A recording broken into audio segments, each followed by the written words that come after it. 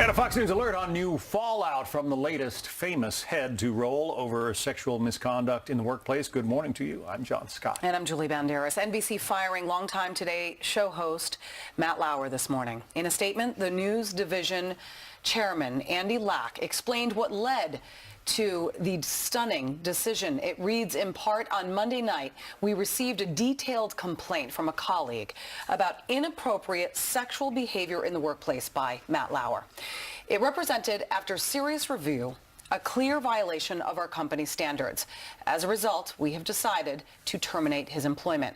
While it is the first complaint about his behavior in the over 20 years he's been at NBC News, we were also presented with reason to believe this may not have been an isolated incident. Rick Leventhal is quite live a in New York stunning City. move, yeah. It was really a shock to everybody in the industry and all the viewers at home.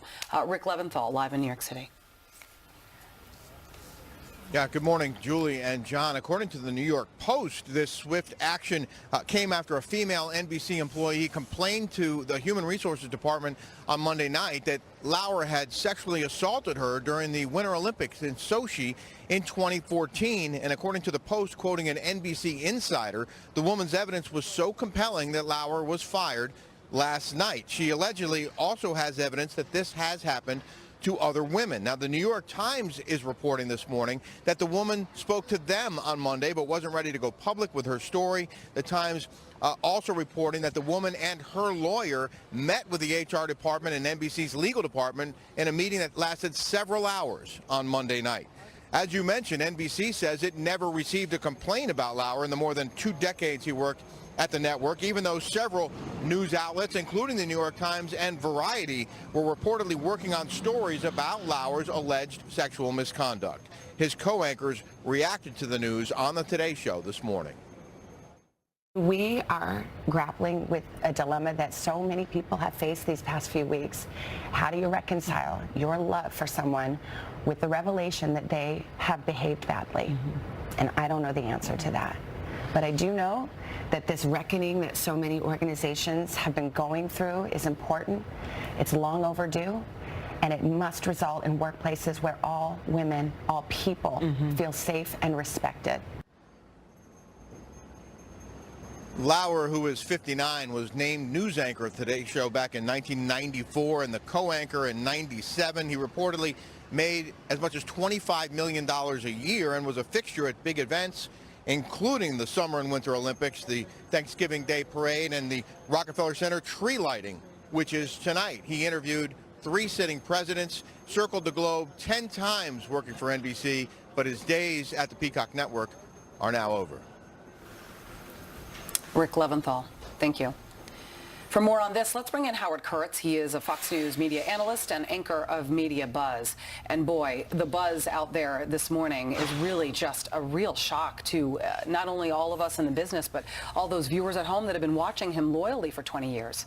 Absolutely. Matt Lauer was the face of NBC News. He was a fixture of the franchise. It was well beyond the Today Show. Where in the world was Matt Lauer? And Thanksgiving Day parades and Olympics. And the report now that this stemmed from an NBC staffer going to Human Resources on Monday evening says that in just 36 hours, he went from the top of the television heap to unemployed. And it's reminiscent, Julie, of Charlie Rose being fired by CBS and PBS in just 24 hours after the Washington Post published allegations of sexual harassment against the CBS or former CBS anchor. No, and you have to bring that up because NBC has had to make a very bold move and a very difficult move because, as you know, I mean, Matt Lauer was a big star there and made a lot of money, and you have to give credit to these organizations like NBC and also at Fox for not tolerating that and getting rid of some of their biggest moneymakers.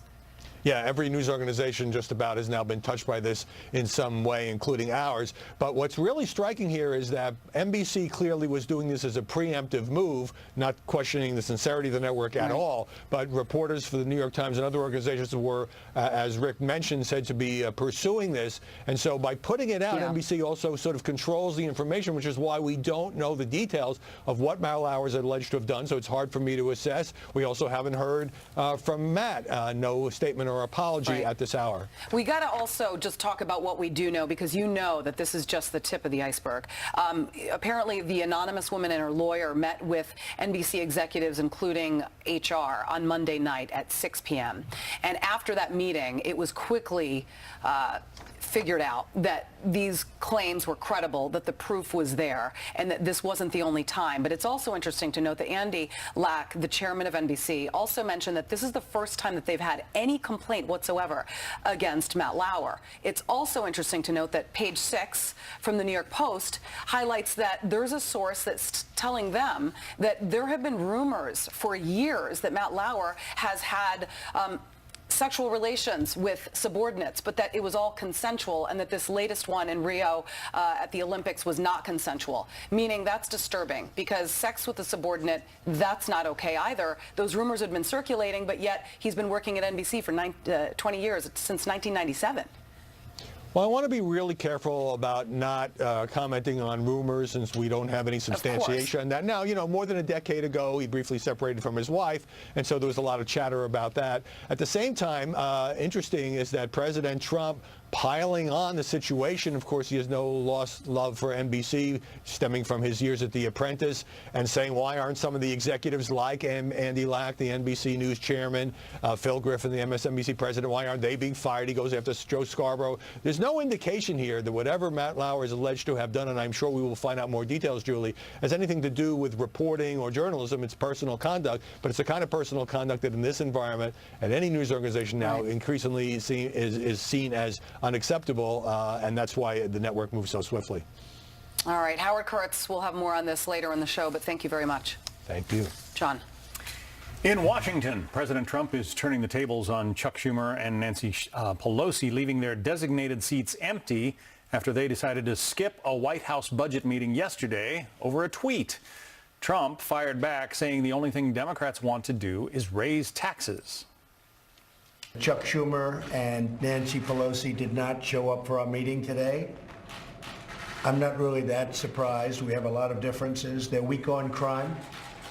They're weak on illegal immigration. They want the illegal folks to come pouring into our border, and a lot of problems are being caused, although we've stopped it to a large extent, as much as you can without the wall, which we're going to get. In order to get all of this done in a few short weeks, all parties need to engage in good faith negotiations to reach an agreement. That's what we hoped would happen at today's White House meeting. Unfortunately, the president had other ideas. Joining us now, Politico senior writer and co-author of its playbook, Jake Sherman. It was kind of a game of chicken, I guess, at the White House to see, you know, who would blink. They left, and Chuck Schumer and Nancy Pelosi obviously did not attend the meeting. The president left their chairs empty for this photo op. Is there any way to assess who won this battle? I don't know if it matters who won, to be honest, John. I mean, yes, there are assessments out there about who won and who lost. But here's the simple reality. There are a lot of things that need to get done this month.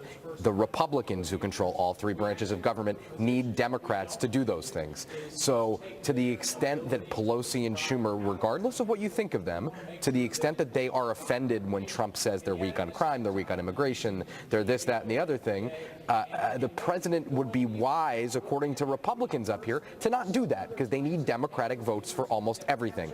And those things are important things, important pieces of legislation. Keeping the government open, raising the spending cap so the military can have more money, a priority of Donald Trump. Those things cannot happen without Democratic support.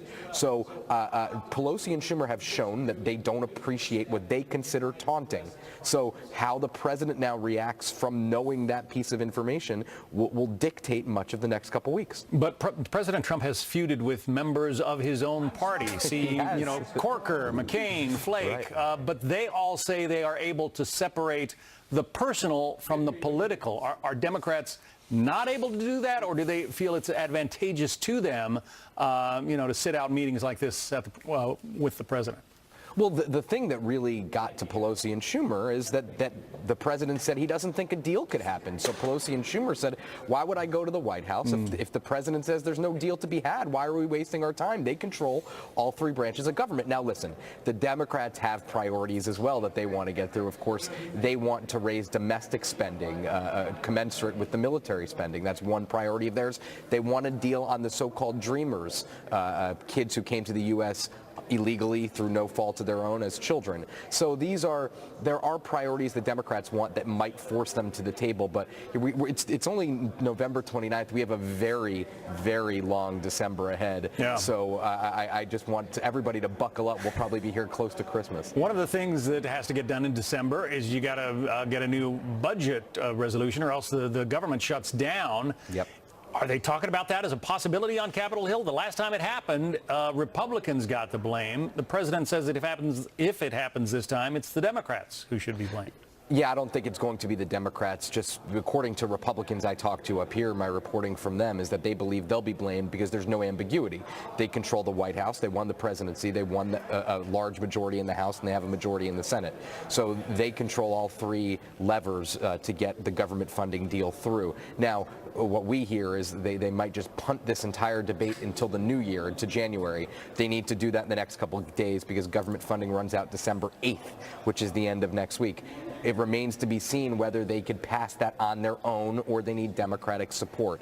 So, again, this is the dynamic in Washington, and to ignore it is to do it at your own peril. The Democrats are needed to do a lot. Like you said, buckle up. Going to be an interesting Yes. December. Jake Sherman from Politico. Thank you. Thanks, John. Switching gears now, a string of unsolved murders terrifying a quiet Tampa neighborhood, while people there may finally be breathing easier today. And the GOP Senate tax plan approved by a key committee. Our next guest says this bill is a crucial test of whether Republicans can govern. Former White House press secretary Ari Fleischer joins us coming up. It's a challenging exercise.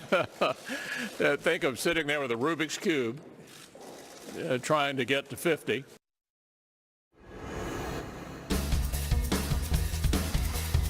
Senate lawmakers could take their next step on tax reform today if Majority Leader Mitch McConnell makes a motion to proceed on the bill. Well, that would trigger hours of debate, setting up a vote as early as this week. White House Press Secretary Sarah Sanders says impending tax reform is already having an effect on the economy. The administration's made no secret this is a big priority for us because it's a big priority for the country. He knows that one of the reasons that we're seeing so much growth is because people have confidence that we're going to get this done. Joining us now, Ari Fleischer, former press secretary for President George W. Bush, also a Fox News contributor. Ari, I don't know how closely you follow the markets, probably vary, but the Dow right now is at 23,916, almost $24,000, up 79 points at this moment. Is Sarah Sanders right? Is the economy essentially getting excited about the prospect of this tax reform passing? Hard to argue with Sarah on that. I think that's been a trend since Election Day, frankly. The economy, the markets, as they measure the economy, likes what Donald Trump is doing. Look, you know, to paraphrase Yogi Berra, once every 30-year moments don't come along very often. And this is a chance for Republicans to do something huge for the first time in 30 years on taxes, a fundamental reform of the code in a pro-growth direction. Significant opportunity for Republicans lies ahead here if they can get it done. Significant opportunity, but also a significant pitfall if they can't. And it's not a slam dunk right now, is it, in the U.S. Senate? Nothing in the United States Senate is a slam dunk. You know, when you have a 52-48 Senate, you really have empowered a couple individuals to have the final word. And we don't yet know what this final word will be. Things are breaking well. We think this is going to look like a Republican win. And let me make clear, when I talk about a Republican win, this is what the economy needs. This is the type of boost to make the economy boom again. This is what we've been talking about for a long time, and it's really the factor that drove the election, with blue-collar workers particularly, who hadn't gotten a pay raise in 10 years, voting for Donald Trump to get something done. This is Republicans' chance to do it. And, you know, despite all of the I don't know, side issues, Russia, whatever your issue is, this last election really revolved around jobs in the economy, did it not? 100%. And it did show mostly from the perspective of blue-collar workers, people who struggle to make a living, people who are lower income, who just want to become middle income the way it used to be in America. You could move up. And that's the opportunity that the nation has in reforming the tax code. It is probably the single biggest lever that the government has to influence private sector growth. And make no mistake, the future of the Republican Party is determined on whether or not the economy is growing. Because if it's not, what was the point of electing Donald Trump? What was the point of electing Republicans? Democrats will take over again. Republicans have got to get this economy moving. The signs are good so far. This would be a tremendous boost if they can get it over the finish line. So you think this is a pivotal moment for the Republican Party if they do not deliver some kind of, well, I guess a positive vote on tax reform? John, are they done? Let me put it this way. If they don't get this done, what have they done? They'll have appointed Neil Gorsuch to the Supreme Court. They'll have appointed conservative judges throughout the judiciary, and that's good. But that's not the only thing they're there for. They're there to use the legislative branch and the fact that it's a rare unified moment of government history. Republicans do have the House, the Senate, and the White House, and now they need to use it to advance principles, to advance ideas that for 30 years have been bottled up in the case of tax reform. It's a rare moment, and Republicans are close. But until that final vote is cast on the floor, we don't know what John McCain is going to do. We don't know what all Republican senators are going to do. I think everybody needs to hold their breath because we're dealing with the United States Senate. All right. Ari Fleischer, a guy who has seen some of these battles up close. Ari Fleischer, thanks very much. Thank you, John. A federal jury has acquitted the man charged in the attack on our compound in Benghazi of murder. Why the mother of one victim says she's not surprised. Plus, Tampa police arrest a suspected serial killer after 4 murders kept one neighborhood on edge for months. We're live with details. Tonight is the beginning of when justice will be served. And then the process will occur when this individual rots in hell.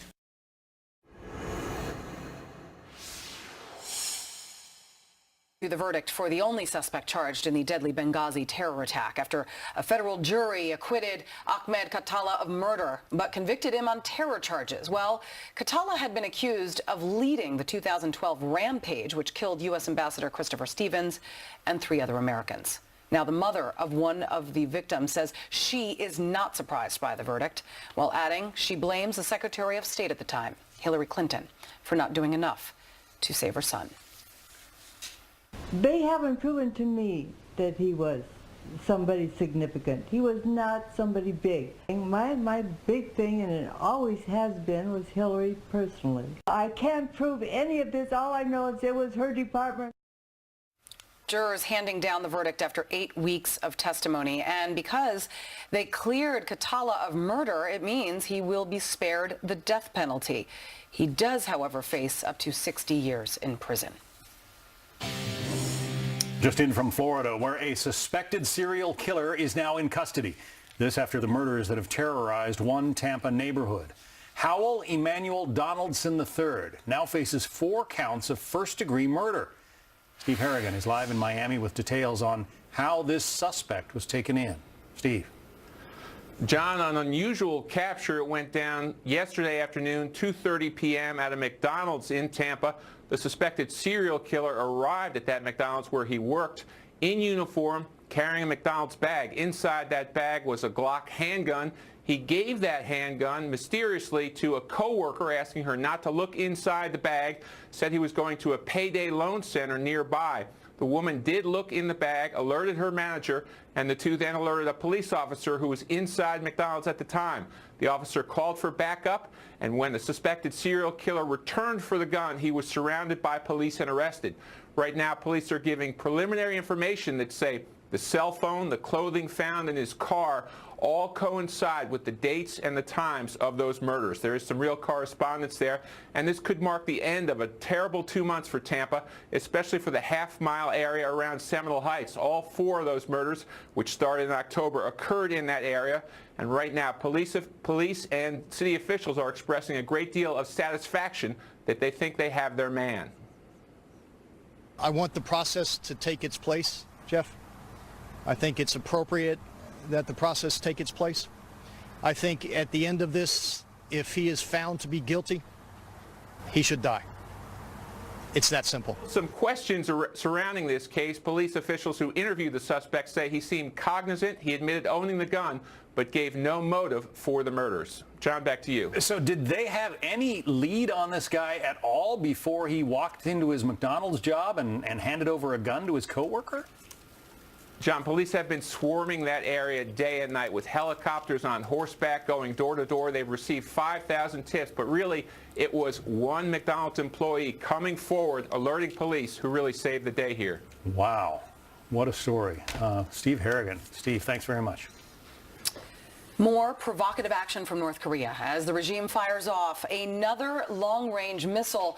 What will it take to rein in the rogue nation, and what makes this one different? We're going to explain. Plus, pressure mounting for veteran Congressman John Conyers to resign amid allegations of sexual misconduct. Our panel will weigh in next on his future in Congress. The truth of the matter is, this is about process, and there are very serious allegations that have been made, and if they are true, they are awful, and they should have consequences that follow.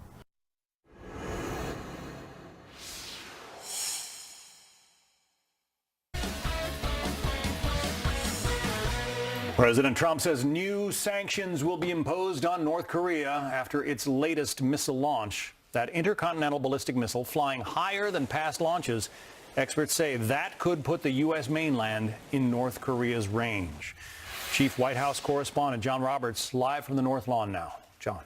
John, good morning to you. The president's initial response to the North Korean latest missile test was fairly muted yesterday, but the president making up for it today, saying that the United States is going to take action in response to this. The president tweeting just a short time ago, quote, just spoke to President Xi Jinping of China concerning the provocative actions of North Korea. Additional major sanctions will be imposed on North Korea today. This situation will be handled. We'll find out more about the sanctions either later on today, maybe early tomorrow. I don't know if they'll actually be imposed today or if that will wait until tomorrow. Likely along the lines of what we've seen so far, mostly from the Treasury Department, targeting North Korean individuals, some Chinese officials, banks doing business with North Korea. But clearly, this is a new elevation in the threat level from North Korea. This missile, which, as you pointed out, flew higher than anything previously. It's called a Hwasong 15, a modification to an existing ICBM that was tested in June and July, the Hwasong 14.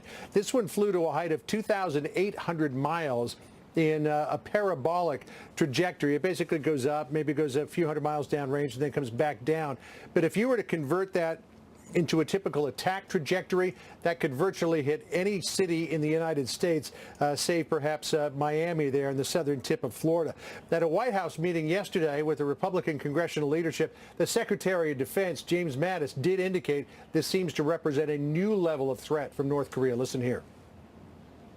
It went higher, frankly, than any previous shot they've taken. It's a research and development effort on their part to continue building ballistic missiles that could threaten everywhere in the world, basically.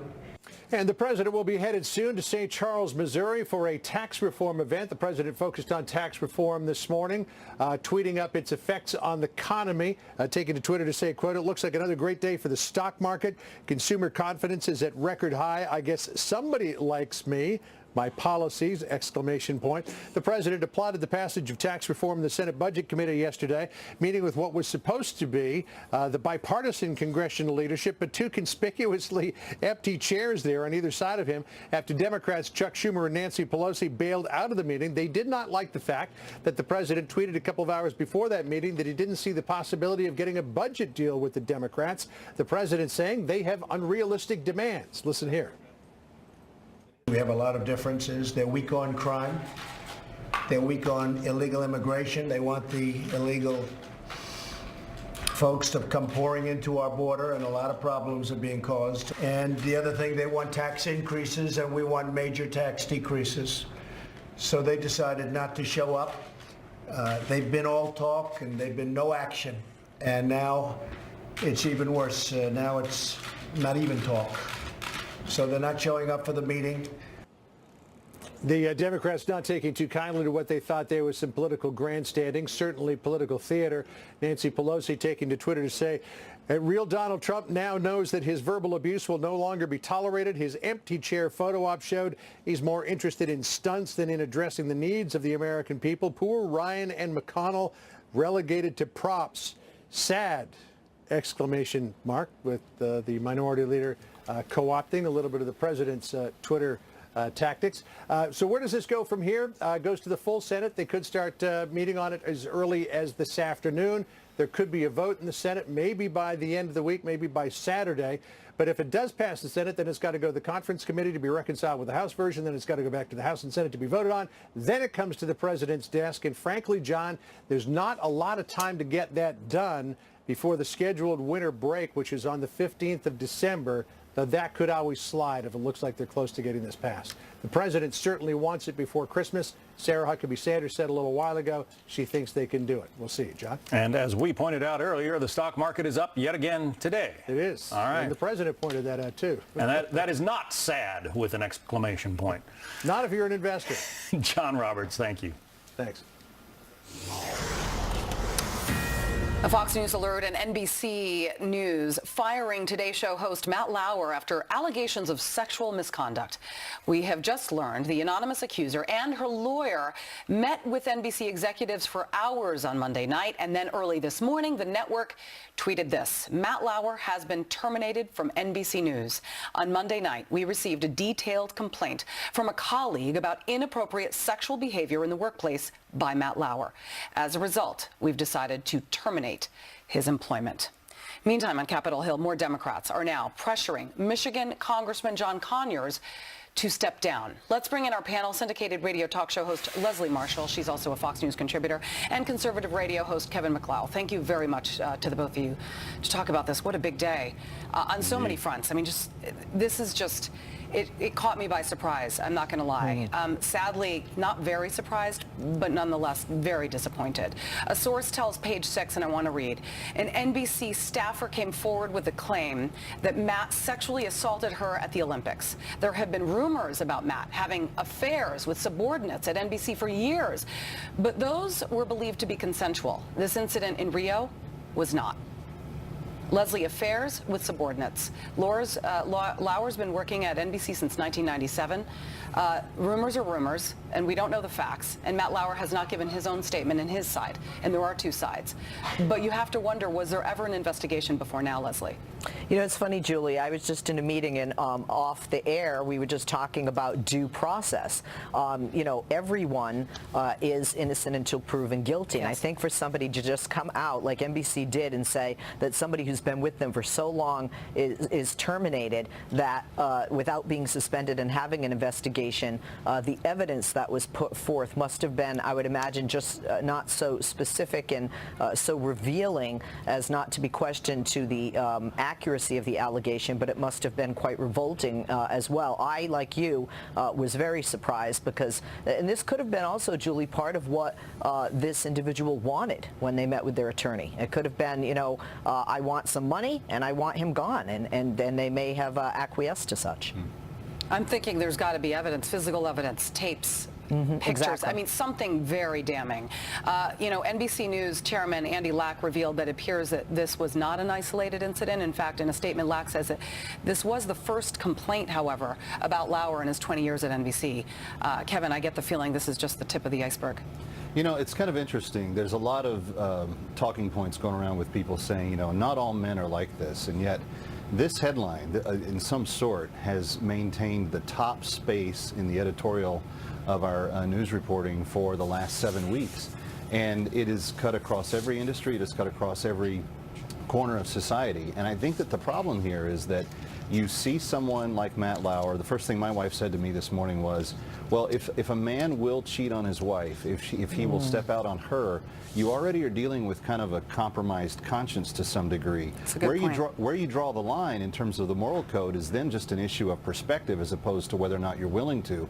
And people that are empowered in particular and entitled and have great power over others seem to feel more entitled to do this kind of thing over the longer period of time. I mean, that is true. I mean, I always say once a cheater, always a cheater, and it doesn't have to do with relationships, just in general. And when you are cheating, you feel that somehow you are empowered and that you are better than that person and you don't care and you are invincible and you are a narcissist. But Leslie, you know, for every woman who comes out and tells her story, it feels almost like me personally, a piece of me is almost, and it's hard to explain, is relieved. since I never told my story, and I'm not about to start that right now. This isn't about my story, but there are many women out there watching right now who have their own stories that they've chosen to keep private. And I get it. It weighs heavily on all of us. But at the same time, we have to acknowledge this anonymous woman and give her credit for having the courage to come forward and tell hers. Would you agree, Leslie, this is the first time in our lifetime that harassment in the workplace is no longer tolerated? Absolutely. One of the things, Julie, and I, like you, have been the victim of this. I was saying if I named names, I could fill up a page of a magazine easily throughout not just my career but life, daily life, walking down the street, things that have been said to us as women. You know, right now, there is, this morning, when this report came out, probably here in New York City where I am today, a woman serving coffee at a diner who's been harassed by her boss for years and looks up and thinks, well, maybe now I can say something. Maybe now I can come forward. Because this happens not just at these, you know, a big network or on Capitol Hill or in Hollywood. This happens, and this has been, and I've said it before, I think since Adam and Eve tolerated. Society, in a sense, has enabled these men to continue the behavior because they have not been stopped. And that is changing, and that is a victory for women, and I hope that others will